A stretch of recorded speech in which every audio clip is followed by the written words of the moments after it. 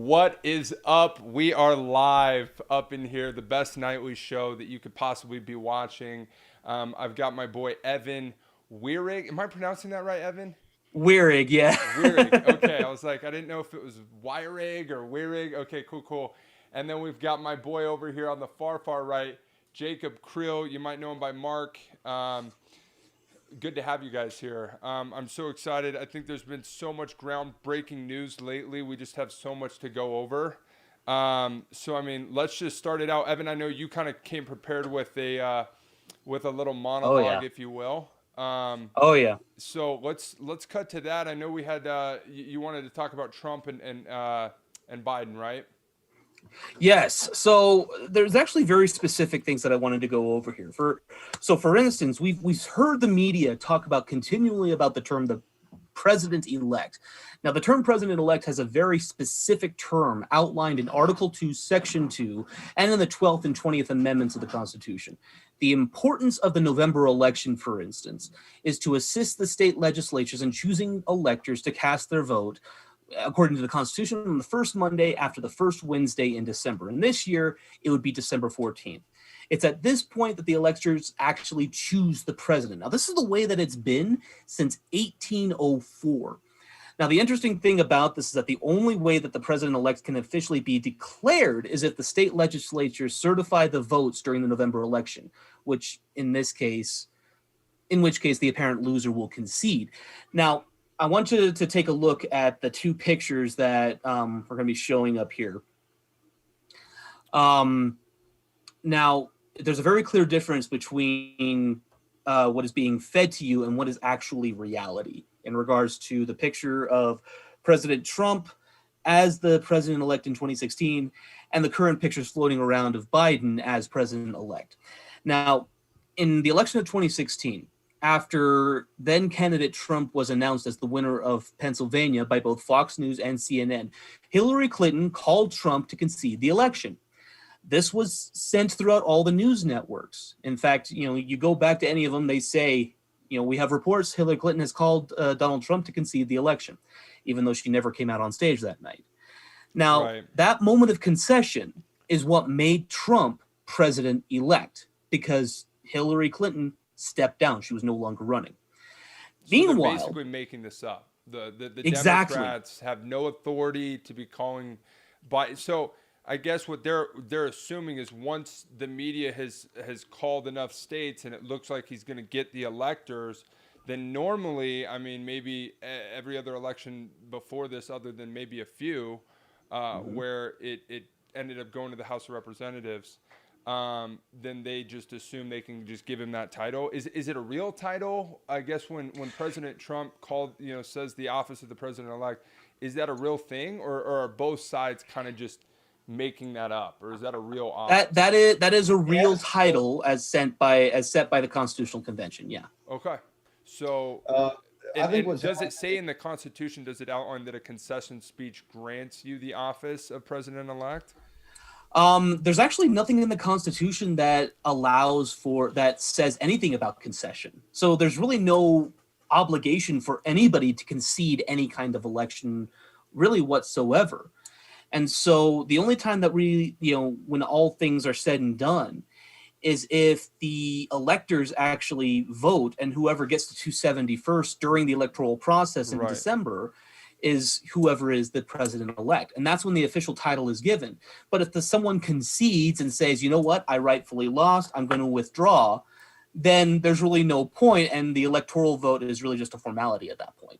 Okay. Well, So I I think would, we got it. Jacob, what were you gonna say? so I think what's really happening right now is that Trump has not conceded, but I think the media wants.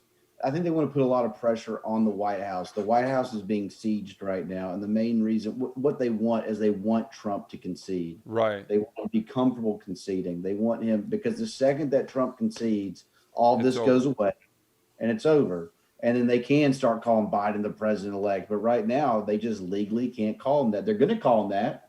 Now they're calling him the projected winner. Oh, has Google and Facebook and all have they officially changed? I know, like they took How did Facebook change the president off of projected Donald winner? Trump. I think they put it back. Did they? I It's think a I'll have to double political check. candidate there for a few days. I know that. Um, so hopefully, I guess you're saying they switched it up with Biden. He's no longer listed as president-elect on Facebook or Twitter or anything like that. That's interesting. I don't know. I'm not active on Twitter. So I know we got a lot to go over. We're going to be going over kind of some updates in Michigan. We've got updates in Georgia. We have, kind of the breaking news that Sidney Powell and Rudy Giuliani have been bringing to us. I know we're still waiting on them to release some of that evidence. Obviously, they're as the good lawyers that they are. I'm sure they're waiting for the opportune moment to unleash this. But if we can take them at their word, and I think Sidney Powell is someone who has incredible credibility, for what she was able to do with General Flynn. People probably have less confidence in Rudy Giuliani, but I think it's important for us to remember he did take down the mob. Became mayor. This is a guy who doesn't play around. This is a guy who doesn't play games. So we'll be talking a little bit about that. I know, Jacob, you had a few things you wanted to talk about as well. I guess the big thing out of Michigan is the Wayne County thing that just happened, right? We just had breaking news from the Washington Post here. I just threw it on the screen about a reversal in Wayne County. Evan, why don't you tell us a little bit about that? Yeah, so just a few hours ago, news came from Wayne County that votes had been certified, quote unquote, and passed on to the Secretary of State to conduct a full audit. However, these articles that are being written about it is also kind of false. In order for a certification to take place, they don't send it to the Secretary of State, but to the state legislature. Okay, now in this case, what's being happened here is that they're sending it to the Secretary of State in order to conduct an audit. This is what's interesting here. And so, if this actually does occur, this actually could produce a domino effect for the rest of the state of Michigan, if not the rest of the country. I mean, the coming days are going to be a bit of a roller coaster, both legally and emotionally, for both sides of this fight here, because this is going to explode in monumental proportions. Because if there is an audit in just Wayne County alone, and if Trump wins Wayne County, he wins Michigan. Yeah. That's the only county that he significantly lost in.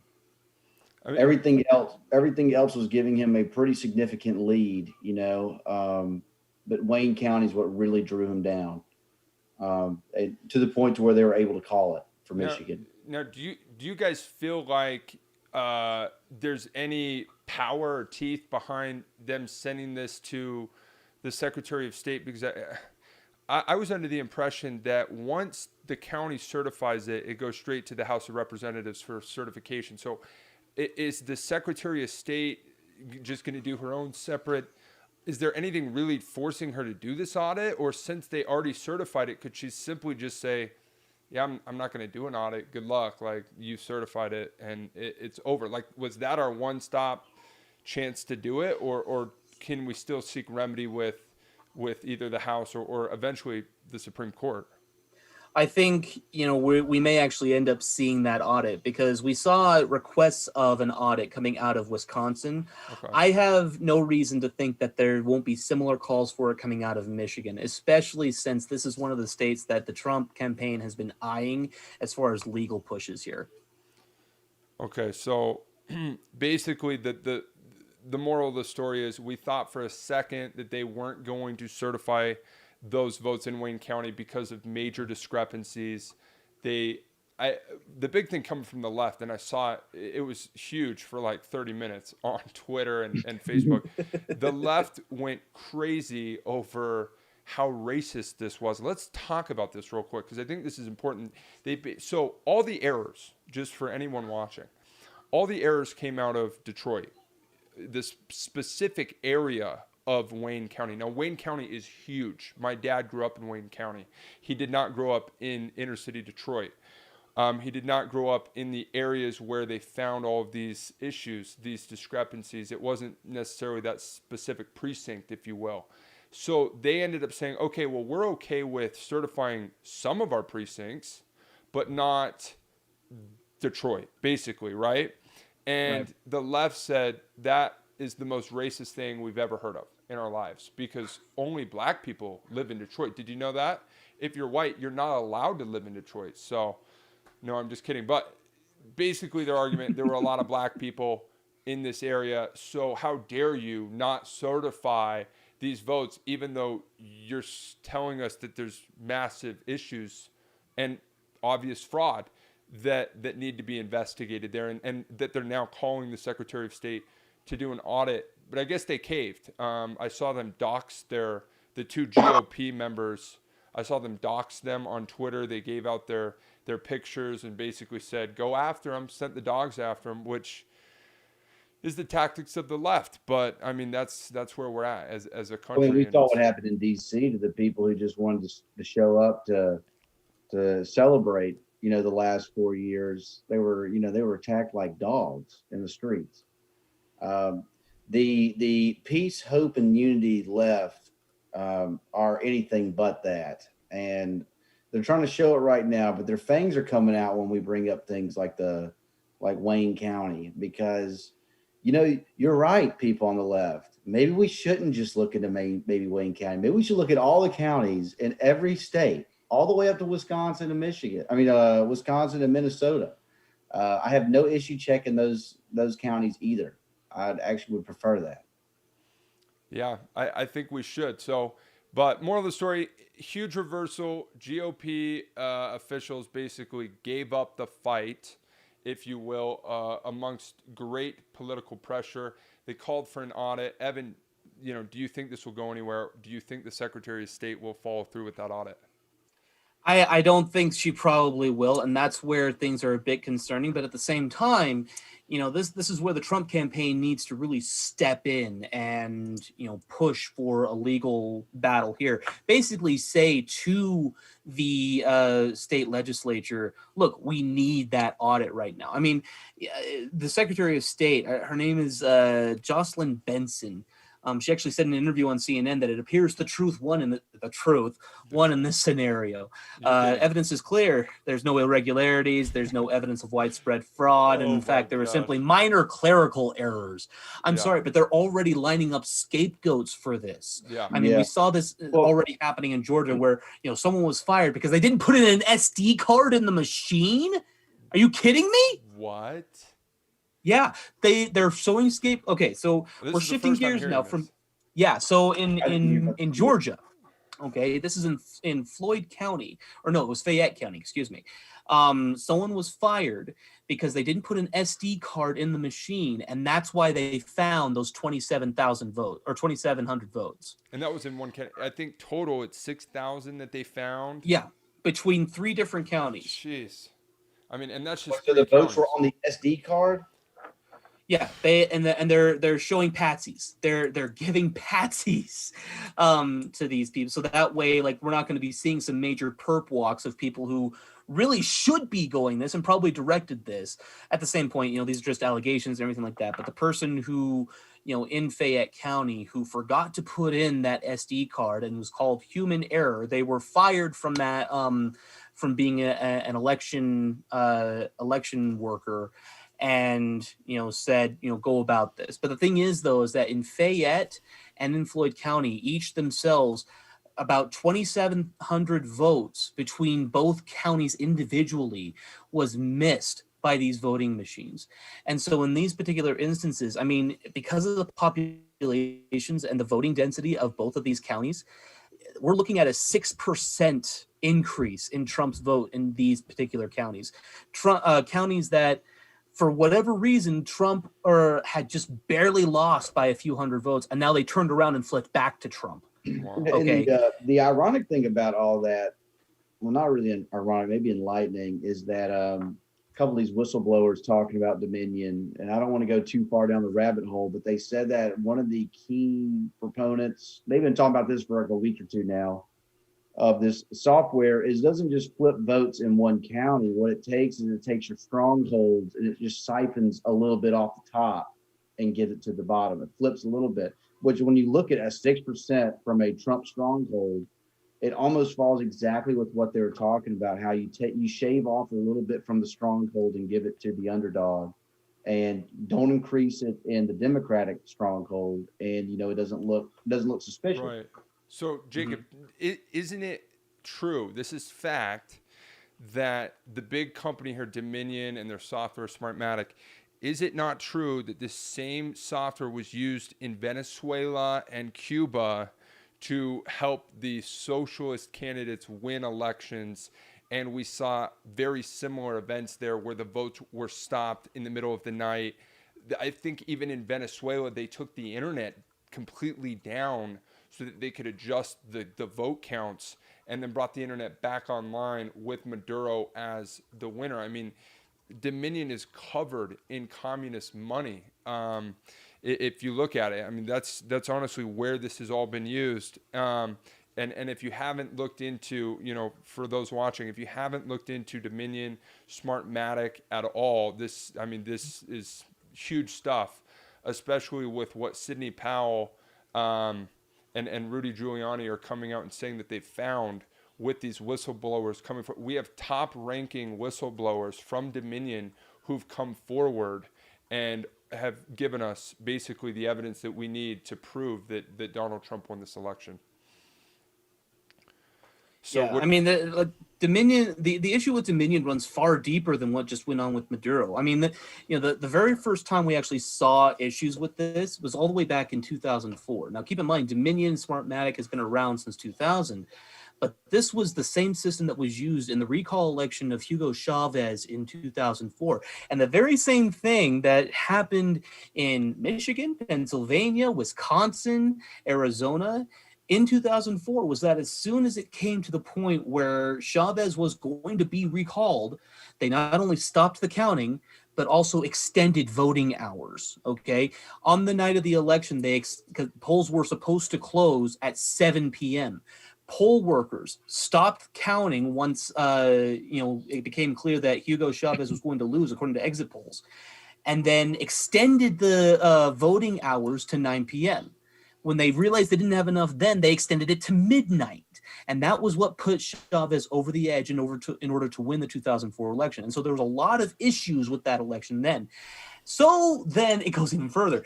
The Carter Center in Atlanta, they were the ones who were tapped in order to count the votes for the recount and audit of the 2004 recall election for Hugo Chavez. And they botched it.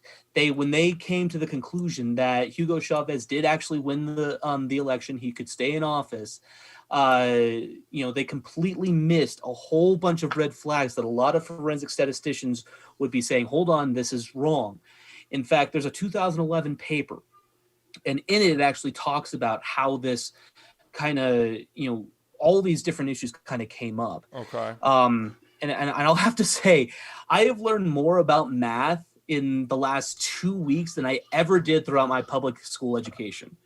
Isn't it amazing? And so real quick note on that. Isn't it amazing how many MIT genius mathematicians, statisticians we have looking into this, who basically, and I can't say the law in this video. Facebook will immediately probably censor us and delete our pages, but BENFORD law that basically showed that this was a statistical impossibility, what happened on election night.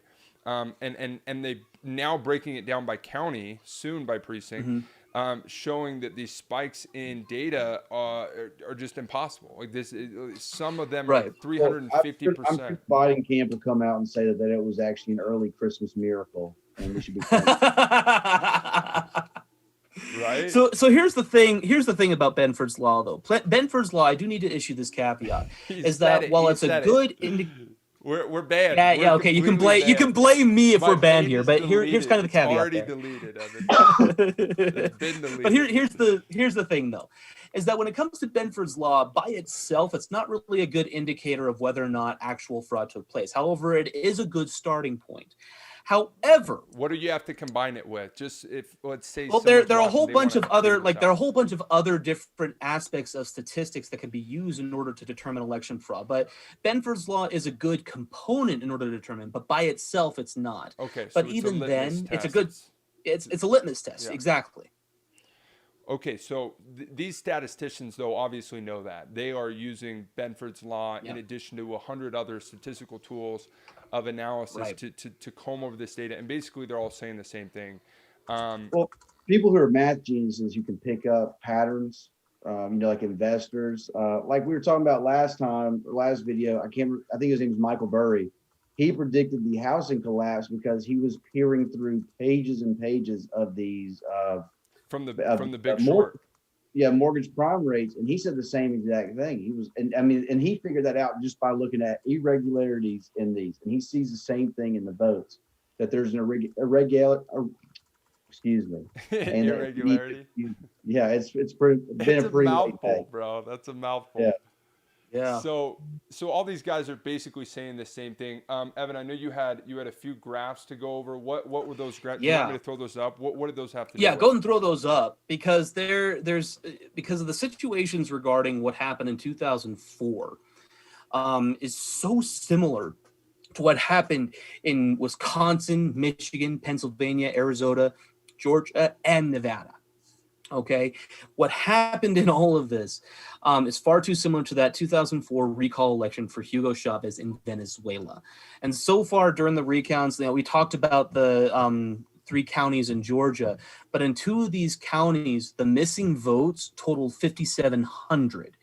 Okay, now in each of these counties, due to population size and voting density and everything like that, that's 6% of the vote that was just gone during election night. And and then you combine the 3rd county, which found about additional 300 votes in there. 3/4 of these votes went to Trump, and that is significant. That lowered Biden's lead in Georgia from 1,400 to about 14,000, excuse me, to 12,000. Okay. That's not a significant, insignificant number. I mean, you go back into Florida. I mean, there were people saying on CNN, you go in there and they're saying, "Oh, well,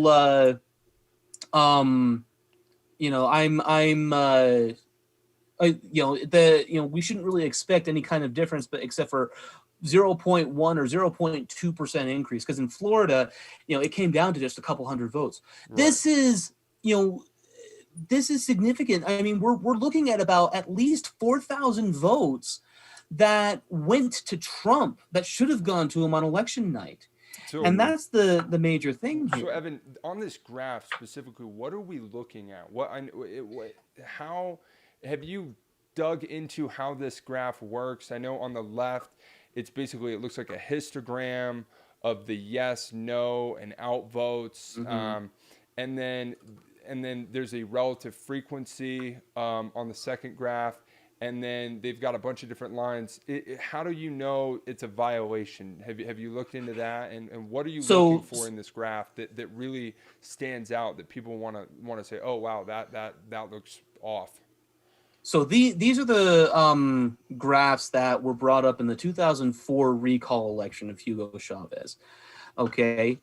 Now this is comparing empirical distributions with Benford's law governing the frequency of the significant digits.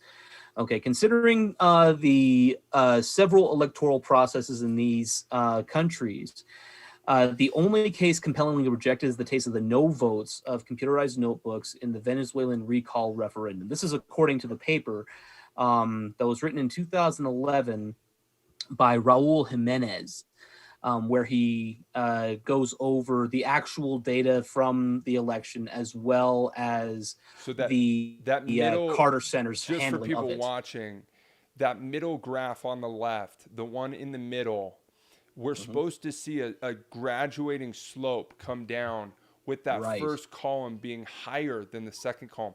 The fact that first column has a sharp cutoff there, which looks around 500, that is a huge red flag, right, Evan? Right. Right. So if you look at yeah, go ahead. Right. And so the graph that we're looking at right now, just kind of that slope that you see here, you see the red line actually kind of pokes out where it starts going into the number 2. And then it, doesn't really have quite of a, it still follows the line of Benford's law to an extent. But after a while, it starts peaking at certain points where it shouldn't be. The same with the blue line here. where it starts having those severe valleys where it shouldn't be. And so that's where the statistical anomalies are. And then we go to the graph before. This is where things get really interesting. Where we start, like, the solid black line is how Benford's law is supposed to work. But you look at the the purple and the red lines, how they both start, significantly below, and then all of a sudden around 5 or 6, they both jump up so high. I mean, it's completely off about, and this is the way that forensic accountants will actually look at things, because if they see something like this, again, it's not necessarily a definitive hard proof that there's going to be fraud, but it is, again, a litmus test that fraud may have occurred. And so if they see something like this means someone is cooking the books, or in this case, cooking the votes. And we have plenty of graphs and evidence that relate to this election specifically that certain statisticians have posted online. And we can post those in the comments section below for people who are interested in actually looking into this. Or you can join our war room, send us a DM, and we'll let you in, and we can share some of that data with you in real time as we get it. But guys, let's talk, I guess, a little bit more about what Sidney Powell says she has allegedly, got her hands on. Because if we can take Sidney Powell at her word, if she really does have what she says she has, then this is over, basically. Something like they, both from the whistleblowers that they have, and then the Army raid on the servers in Germany of Dominion. We need to be careful we talk about that. Is there any proof that actually happened? The Army raid? Yeah. Yeah, they've announced that all over the place, that they raided those servers. In fact, a congressman, if I have it right, Gomert, he just had a live stream today. We can also post in the comments for those who are interested. Yeah, he had a live stream today where he talked about that, and I think he gets the briefings on that. So I think they obviously got something from that raid. According to Sidney Powell, it's like over 2 million votes. But again, this is all, we don't have hard evidence yet for this. You have to kind of take Sidney Powell at her word. But she has said numerous times she doesn't make claims that she can't prove. And so I think with that, I think we're going to be seeing some pretty crazy things coming out here soon. I think these lawyers are obviously really good at what they do. They're going to wait until the opportune time to make this known to the public. She even was on Fox News, Maria Bartiromo's show. I probably butchered her last name. She was on her show and said, I can't give you everything. I'm not going to give you everything, but just know it's coming in like it's coming through a fire hose.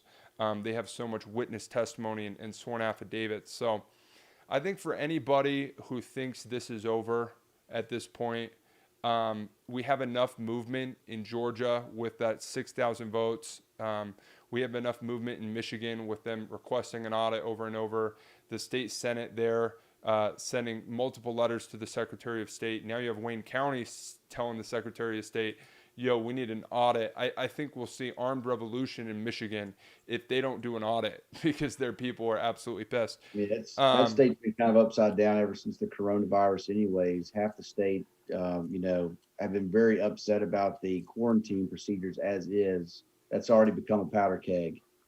Yeah, so I think we're going to see a lot of movement in Michigan. Obviously, Pennsylvania is going to the Supreme Court. We should be hearing from them any day now. But obviously, things have gone the way everyone expected them to go up until the Supreme Court. I think everyone's just waiting on the Supreme Court to kind of hand down their decision in Pennsylvania. What do we need in order for the Supreme Court to do anything, Evan? Basically, they said. Go ahead, Evan. Yeah, no. So here's kind of what happened. When we talked about in our last show, Justice Alito actually told them to segregate the votes, the mail-in votes, to determine which ones could be counted and which ones couldn't. And then the Pennsylvania Supreme Court actually stepped in and said, you know what? Unless there's actually something to verify that these votes are legitimate, you can't count them. And so there's a very real possibility we could be getting some kind of audit in Pennsylvania, particularly in Philadelphia, where all this is essentially taking place. How But do the you thing feel? is, though, Do you is feel like the Supreme Court would order that audit? Do you think they would just say, "Hey, all these ballots are gone"? What do you think the remedies are on the table from the Supreme Court for dealing with Pennsylvania specifically? at this point, given the current actions of many of the poll workers in Pennsylvania, especially because after Alito had said they have to be able to watch and they have to be able to see, Right. especially with these segregated votes coming out, they still weren't allowing the poll watchers to get within 30 feet of the process. And so, if this were to go to the Supreme Court, Alito, I imagine, would be pissed if that were the case, because he said, I ordered you to segregate the votes and to let them watch the count. Instead, you went and obstructed them at every turn still. All right, this is going to go to the state legislature. Everything is tossed out.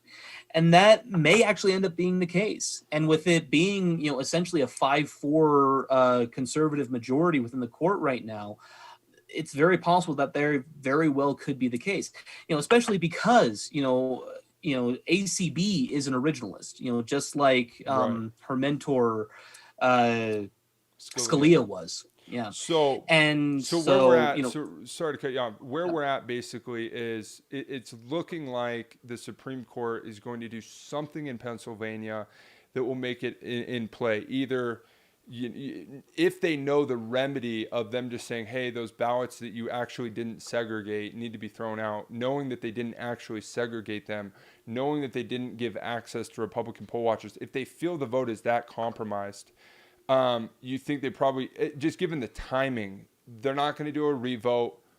They'll simply just send it to the state legislature. Do you think there might be riots over that in Philadelphia if they do that? Oh, most definitely. Most definitely. And Okay, I think there's going to be riots in regardless of what the Supreme Court does. I mean, I think if it looks like Trump is going to win in any respect, even before it gets to the Supreme Court, there will be riots. There will because be they're like every street, every city. Yeah. And that's where the Insurrection Act comes into play, and I think that's why the he main fired reason Esper. why would be because the media, and this could be full circle. The media declared a winner prematurely, got everybody's hopes up, even though they have no power of doing it. And if it turns the other way, then the peace and love and unity crowd are going to be doing just the opposite. Wow. I mean, isn't that the craziest thing though? Since this whole thing's gone down, is the first play by the Democrats was, let's shove Joe Biden down their throats, let's preach unity, and then the second they're out marching for Donald Trump, let's beat the shit out of him. Yeah. Let's literally burn, DC down to the ground. Everybody knew it was a scam. Was it peace, love, and unity the last 4 years? No. Yeah. I mean, was there anything coming from them? They talk Russia. Yeah, they talk about a peaceful transfer. It's been obstruction ever since. Yeah, they talk about a sore loser. Hillary Clinton still hasn't gotten over, and it's been 4 years.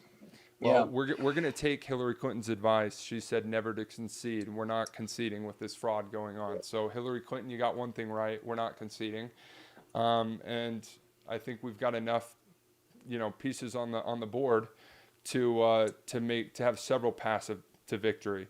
Whether that's Pennsylvania and Michigan, whether that's Pennsylvania. Now we've got lawsuits in Nevada. They threw out, what was it? Tell me about Clark County. They threw out. What was it? A sixth of Clark County's vote. They nullified an entire election. They're going to have to do a revote. Yeah. What? Yeah, in Clark County, Nevada. They were saying about 9 out of 10 votes were for dead people at one point. I was like, wait, is that true? I haven't seen anything to confirm that, but that's one of the allegations thrown out there. Well, I lost the article, but it was something like 87 to 89% of the votes had not been verified. I mean, the mail-in ballots were not actually verified. Yeah, they didn't match up. So they threw the entire thing out. So they're gonna have to do a whole new freaking vote in Nevada, at least, and that impacted, I think, over 150,000 votes, right? And so, Yeah, let me see. what is I'm, what I'm is I'm looking it up in the New York Post. Keep going. look it up now while I've got me on the screen here. What was the exact margin right now that Biden is leading Trump by in Nevada? Because if it's less than 150,000 votes, and all of those are gone, and the margin of Biden to Trump in that area that was compromised, if it was like 70% Biden, 30% Trump, and you take out 150,000 ballots, that's game changing in Nevada. Nevada's not a ton of electoral votes, but you throw in Nevada into the mix with something like Georgia, Pennsylvania. I think, here's the other thing. We just have to prevent Biden from getting to 270.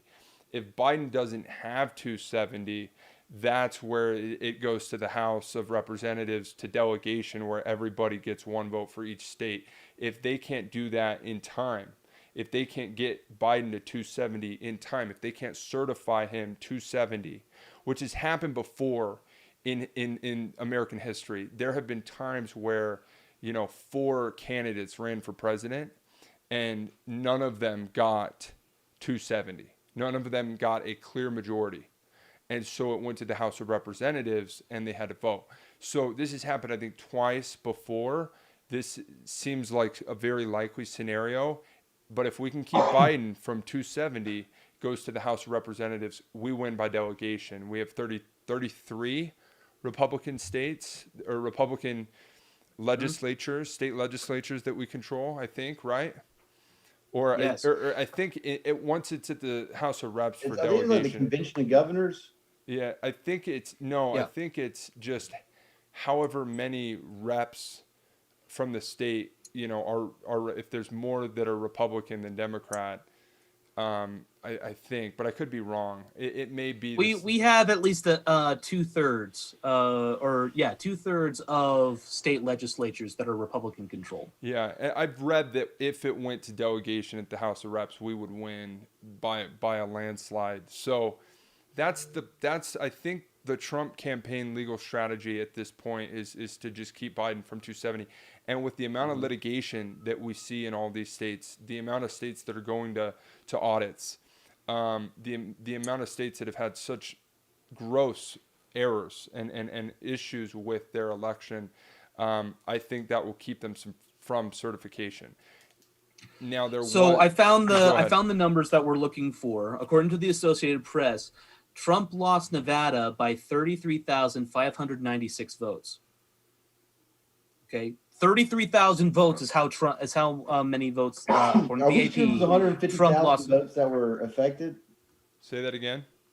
Are we sure it was 150,000 votes that were affected?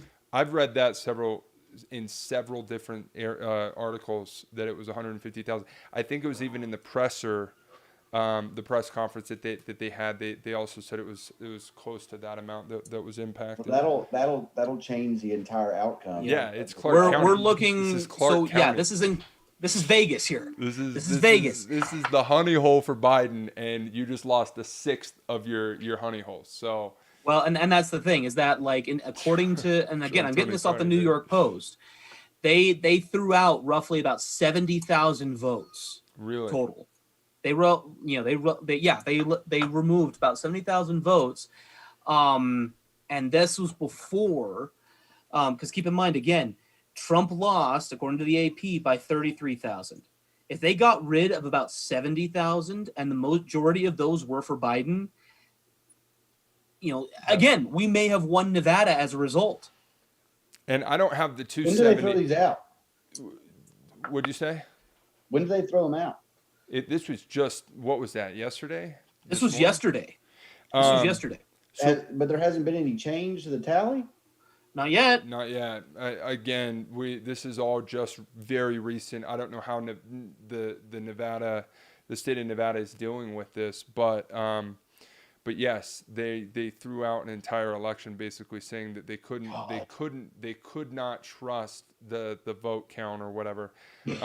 So again, though, Nevada is not a huge piece of. I don't think it's a huge part of their strategy, although it's significant, and I think there are several paths to victory.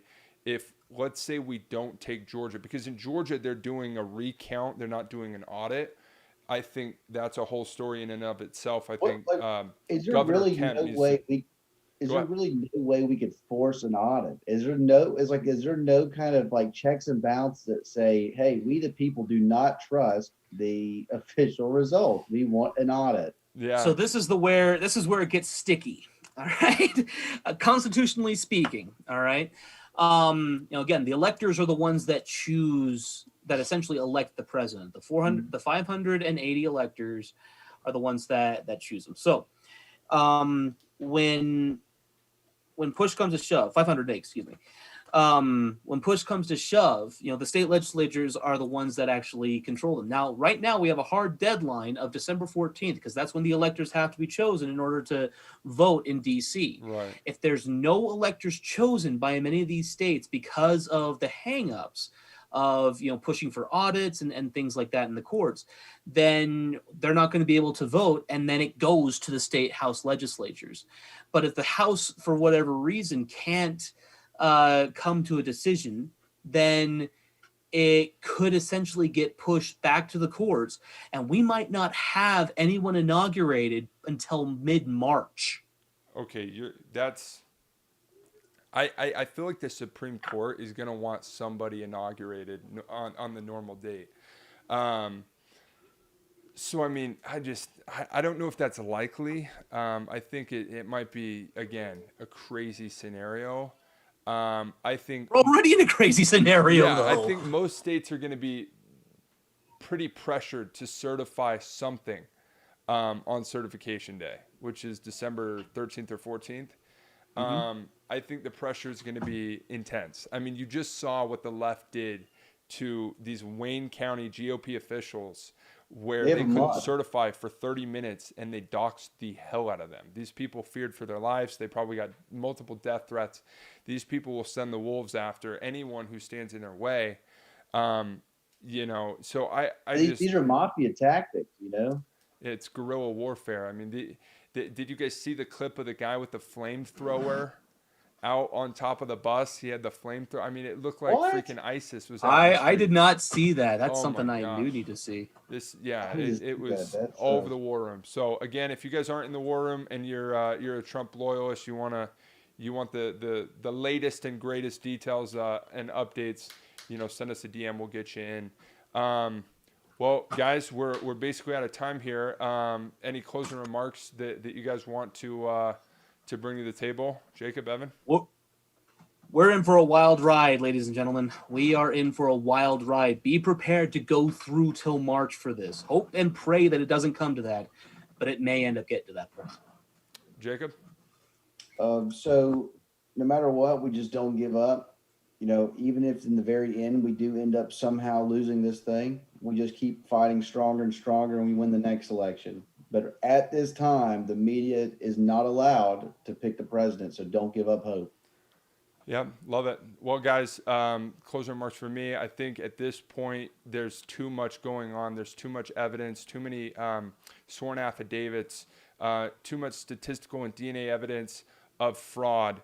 If you still sit in that camp that says there's no evidence of fraud, I think you've lost your mind. Clearly and evidently, there is fraud. The Democrats, most of them, have switched gears and are now saying, well, there's obviously fraud, but it's not widespread or systemic. And we've proven there's fraud. Sidney Powell and Rudy Giuliani and the entire Trump campaign are very, very close to taking the whole lid off of this thing, releasing the Kraken, and proving systemic and widespread fraud. I think that's Sidney Powell's goal. That's been their goal from day one. And I think there's plenty of evidence for it. That we see just in the fact that it was 5 or 6 states that stopped counting their vote in the middle of the night, and we woke up to a very different world. Ladies and gentlemen, that is, in and of itself, I think, the clearest evidence of widespread and systemic fraud, the type of widespread and systemic fraud that the Supreme Court would ultimately act on and make sure that an illegitimate president that would have zero respect from over 73 million, well, actually, if they stole 2.5 million votes from President Trump, closer to 75 plus million Americans that would not recognize the legitimacy of Joe Biden. But again, that would be nothing new, since half of America didn't give Donald Trump even the time of day when he was a legitimately elected president. So there's that. That's our closing remarks. Guys, you're all on the screen. Appreciate you guys being here. You guys are my go-to for all the latest and greatest. Appreciate you guys staying up to date on everything going on. Ladies and gentlemen, if you're watching and you guys have any questions or concerns that you guys want us to cover in our next show, anything you want a deep dive look at, sound off in the comments. Visit us on YouTube. We're also on YouTube. We're also on Evan's channel, Jacob's channel. Next, I think I'm going to have everybody's handles up on the screen. I'm learning this as we go. But We're going to start we've talking got- about awesome. things in the election as well. So Evan Weireg, Jacob Crow, appreciate your guys' time. We'll see you guys later.